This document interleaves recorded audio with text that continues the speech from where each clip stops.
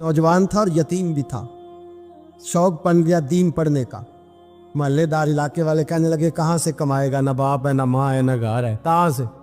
हजरत रूमी कहते हैं नौजवान ने जंगल में झोंपड़ी लगा ली। वहाँ वो सुबह मदरसे जाता, शाम को जंगल में रहता, वहाँ अल्लाह अल्लाह करता, सबक याद करता। एक दिन बादशाह की बेटी रास्ता भूल गई, जंगल में आई सहेलियों के साथ, बॉडीगार्ड भी साथ थे पर रास्ता भूल गई। खोती खोती शाम हो गई, ऐसी खोई कि जब रात गहरी हो गई तो आके उस नौजवान के पास रुकी और चिल्लाने लगी।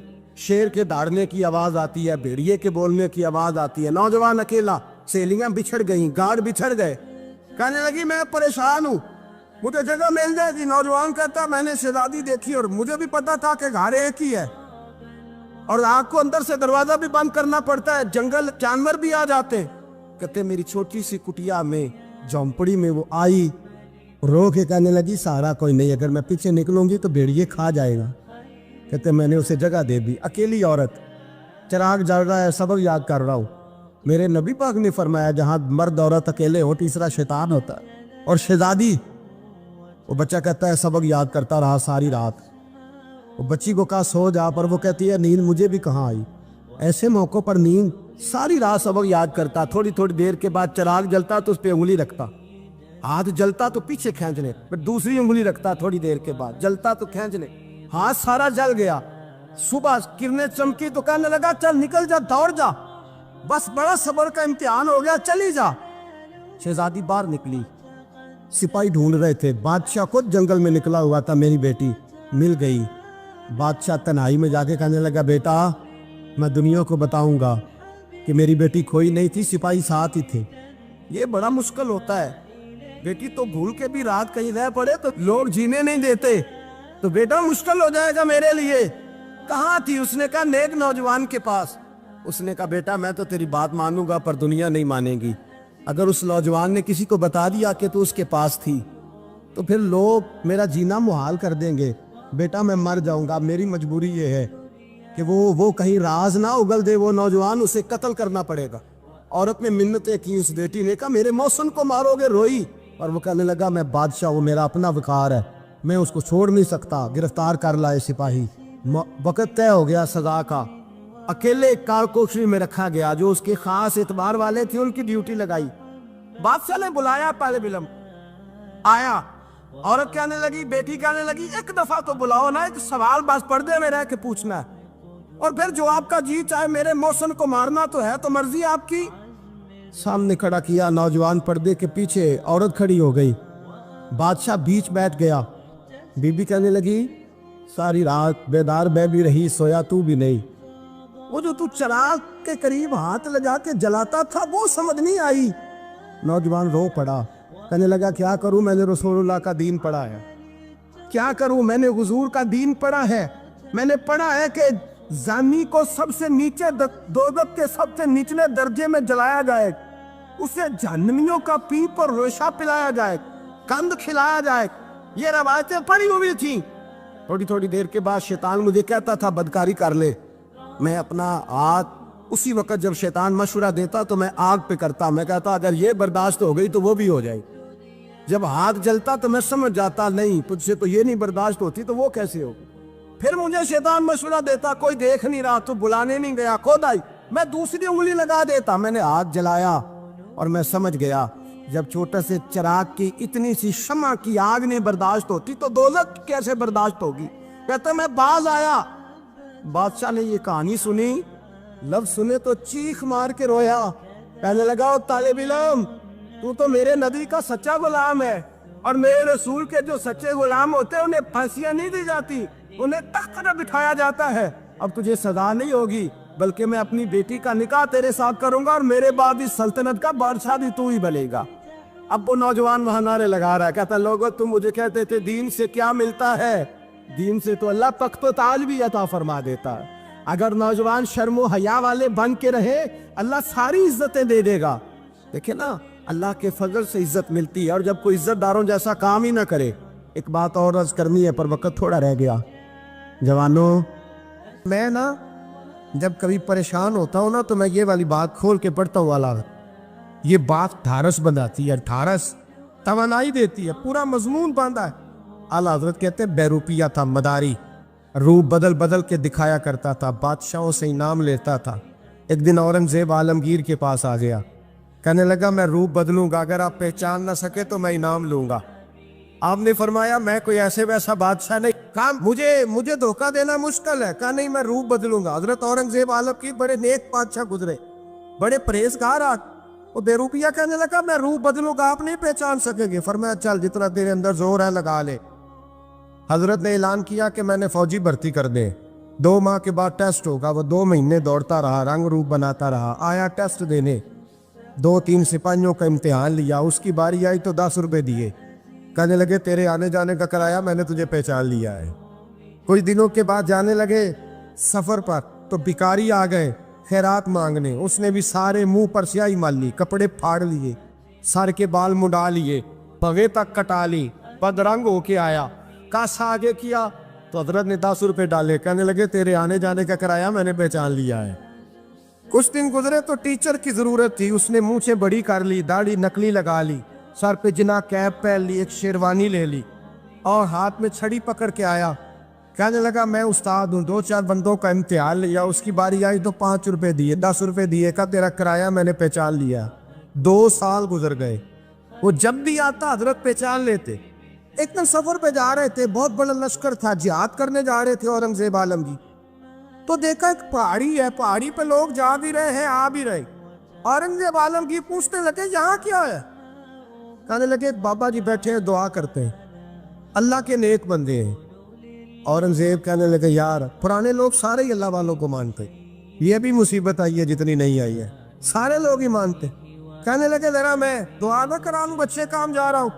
اورنگزیب بادشاہ تھے, بادشاہ لوگ نازک مزاج ہوتے ہیں. گھوڑے سے اترے, بڑی مشکل سے پہاڑی پہ چڑھے, اوپر گئے تو لائن لگی ہے, بابا جی غار میں بیٹھے. کہنے لگے میں نے ملنا, میں اورنگزیب ہوں. انہوں نے کہا ہمارا بابا اس طرح کا پیر نہیں کہ امیر آئے تو رنگ اور ہو, غریب آئے تو اور ہو. یہاں اگر ملنا ہے تو لائن میں لگ جاؤ, سب ایک جیسے. اب لائن میں کھڑے ہو گئے, 50 آدمی آگے تھے, کہتے ہیں 51واں نمبر تھا. تھک گیا دھوپ میں کھڑا کھڑا. جب میں پہنچا غار کے دہانے تو میں نے بابا جی کے چہرے پہ نظر ڈالی تو بڑا نورانی چہرہ, بڑی خوبصورت لب و لہجہ. میں نے کہا میرے جیسا آدمی بھی پگڑی باندھ لے تو اچھا لگنے لگ جاتا ہے, بڑا خوبصورت انداز.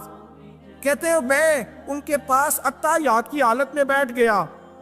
میں نے کہا حضور میں جا رہا ہوں جہاد کرنے, دعا کرنا. بزرگوں نے ہاتھ اٹھائے, اللہ اس کی مدد فرما, دین کو غلبہ عطا فرما, اسے دین کا سچا پکا سپاہی بنا. پھر تھپکی دی, 2-4 نصیحتیں نکال ڈالی, دیکھنا ظلم نہ کرنا, زیادتی نہ کرنا, جب تو جیت کر نہ کرنا, غرور نہ کرنا, نصیحتیں بھی کر دی. کہتے ہیں اب جب میں اٹھا تو 2-4 دینار بطور نذرانہ مسلح کے نیچے رکھے, اور الٹے قدم جب میں غار سے اترا انہوں نے رومال جھاڑا اور اٹھ کے کھڑے ہو گئے. کہنے لگے آج نہیں تو نے پہچانا, آج نہیں تو نے پہچانا, میرا انعام بنتا ہے, آج نہیں پہچانا, لا پیسے. اورنگزیب کہنے لگا یار تو نے حد کر دی, کہاں چڑھا کہاں کھڑا رہا, دھوپ میں تھک گیا, کمال کر دی بھائی تو نے. پتا تو کیا لے گا, اب تو دیکھ جلدی بتا, وہ کتنے لوگ پیچھے دھوپ میں کھڑے ہیں, لشکر سارا کھڑا ہے, کیا لے گا؟ اس نے کہا سب سے قیمتی ہیرے وہ ہے جو تیرے سر کے تاج میں لگے ہوئے, مجھے تیرا تاج چاہیے.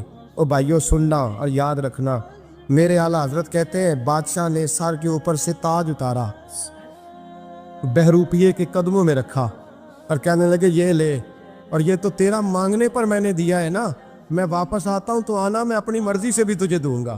تو نے اورنگزیب جیسے بندے کو دھوکہ دیا, آنا میں اس وقت بھی دوں گا. وہ دے کر بس بات ختم ہو گئی, حد ہو گئی. دے کر کہتے ہیں جب میں پلٹا نا واپس, بہروپیے نے آواز دی بادشاہ ٹھہر جا. تو میں نے پلٹ کے دیکھا تو کہنے لگے یہ اپنا تاج لے جا, اٹھا اور لے جا. میں نے کہا 2 سال بیت گئے تجھے محنت کرتے, آج قابو آیا تو لے جاؤ. کہنے لگا لے جا, مسئلہ سمجھ میں آ گیا. میں نے کہا مجھے بھی تو سمجھانا. کہتے ہیں وہ پھوٹ پھوٹ کے رویا, اس کی آنکھیں برس پڑی, سیلاب کی طرح آنسو بہہ نکلے, تڑپا اور رو کے کہنے لگا بادشاہ میں نے جھوٹ موٹ رسول اللہ کی غلامی اختیار کی تھی, جھوٹ موٹ کی داڑھی, جھوٹ موٹ کی پگڑی, جھوٹ موٹ کا فقر, میں نے جھوٹ موٹ نبی پاک کا لباس پہنا ہے, تو تیرے جیسے بادشاہوں کے تاج میرے قدموں میں آ گئے ہیں. اگر میں سچ مچ رسول اللہ کا غلام بنوں گا تو اللہ کیا کچھ عطا فرمائے، اللہ کتنی نعمتوں سے نوازے۔ میرے اعلیٰ کیا فرماتے ہیں؟ اعلیٰ حضرت فرماتے ہیں فرشتے بھی کرتے ہیں تعظیم میری۔ کون جی؟ اللہ ایسا عقیدہ بھی کم ملے گا جو بریلی کے امام کا عقیدہ ہے، ایسا بھی کم۔ کہتے ہیں فرشتے بھی کرتے ہیں تعظیم میری۔ کیوں؟ فرمانے لگے فدا ہو کے ان پر یہ عزت ملی۔ بغداد کے ایک درویش عالم تھے، تو وہ جب بھی نماز پڑھاتے نا تو کسی تاجر کی 2 بیویوں کے بارے میں دعا مانگتے۔ توجہ ہے میری بات پر؟ نماز پڑھاتے تو کہتے اللہ اس تاجر کی 2 بیویوں کو اپنی خاص رحمتیں عطا فرما۔ ایک دن لوگ ان کے گرد اکٹھے ہو گئے، کہنے لگے بابا جی بتائیں تو صحیح وہ بیویاں کون تھی جن کے لیے آپ دعا مانگتے؟ تو فرمانے لگے میرے شہر کا ایک تاجر تھا، بہت بڑا تاجر تھا، مالدار تھا پر بے اولاد تھا۔ اسے بغداد سے ملک شام جانا پڑتا تھا تجارت کرنے، اور کئی مہینے اسے شام کے ملک میں رہنا پڑتا تھا۔ اس نے اس طرح کیا کہ وہاں بھی ایک شادی کر لی۔ توجہ ہے نا میری بات پر؟ کیا کر لیا اس نے؟ دوسری شادی کرنا مرد کے لیے جائز ہے، تیسری کرنا بھی، چوتھی کرنا بھی بھیا کے وقت، مگر اگر انصاف کر سکے تو۔ اگر چاروں میں ہم نہ آدھا مسئلہ سنتے ہیں اور آدھا ہی بیان کرتے ہیں، اگر انصاف نہ کر سکے پھر اس کے لیے 4 جائز، پھر وہ ایک ہی رکھے گا۔ تو عزیز دوست دوسرا نکاح کر لیا، شادی ہو گئی۔ اب وہ وہاں کچھ زیادہ وقت گزارنے لگا، مالدار آدمی تھا، بیوی کو مکان بھی لے کے دے دیا۔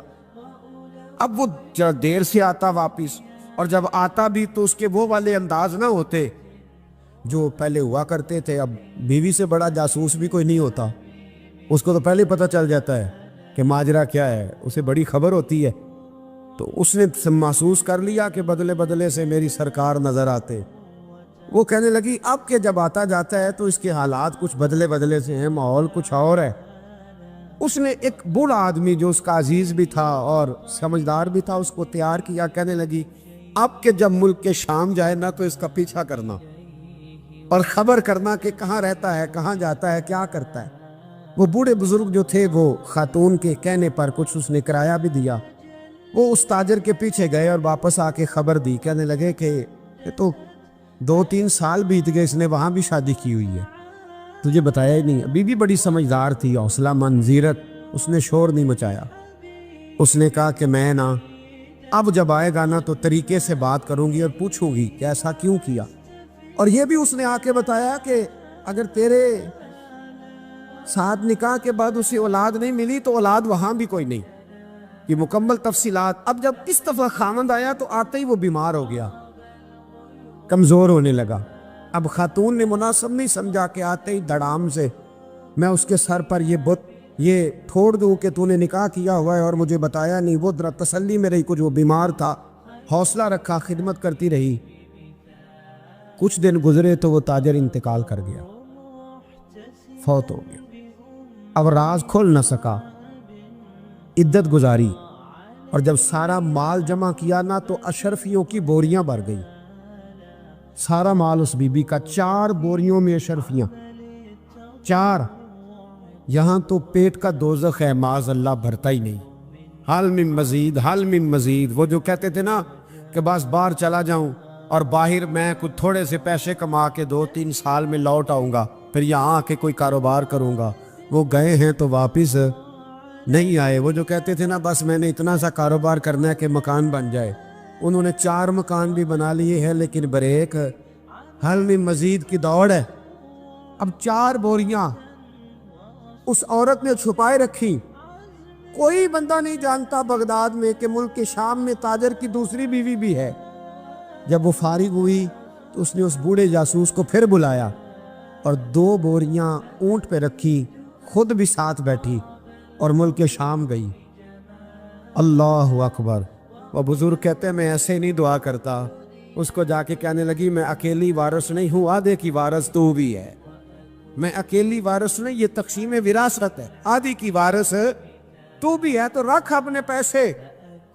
مجھے پتہ ہے اس نے نکاح کیا تھا پر مجھے بتایا نہیں تھا، تو رکھ اپنے پیسے، میں تجھے دے رہی ہوں، آدھے تیرے ہیں آدھے میرے ہیں۔ اس نے نظر اٹھائی تو رو پڑی، کہنے لگی نہیں اب یہ سارے تیرے ہی ہیں۔ اگر تو اللہ سے ڈرتی ہے تو میں بھی رب سے ڈرتی ہوں، اگر تو مصطفیٰ کریم کا کلمہ پڑھتی ہے تو میں بھی اسی نبی کی ماننے والی ہوں۔ کہا بات کیا ہے، میرا کیوں ہے سارا؟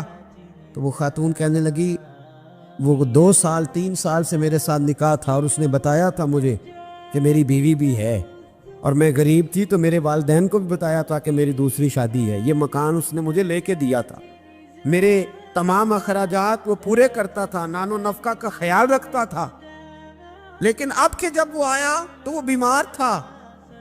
اس نے مجھے بتایا کہ مجھے طبیب نے بتایا ہے کہ میں شدید بیمار ہوں، شاید بچ نہ سکوں۔ تو کہنے لگی وہ مجھے کئی لاکھ روپے بھی دے گیا اور جاتے دفعہ مجھے طلاق بھی دے گیا، فارغ کر گیا۔ کہنے لگا تو جہاں چاہے میرے بعد نکاح کر سکتی ہے، اور کہنے لگا میں چاہتا تھا پہلی بیوی کو بتا دوں، موقع نہیں بنا اور اس کا دل نہ ٹوٹے، بتا نہیں پایا، لہذا وہ مجھے ڈھیر سارے پیسے دے چکا ہے، سارا میرا حصہ مجھے پہلے سے دے چکا ہے۔ میری بہن اب یہ 4 بوریوں میں سے 2 میری نہیں بلکہ 4 کی 4 ہی تیری ہے، تو ہی اس کی حقدار ہے۔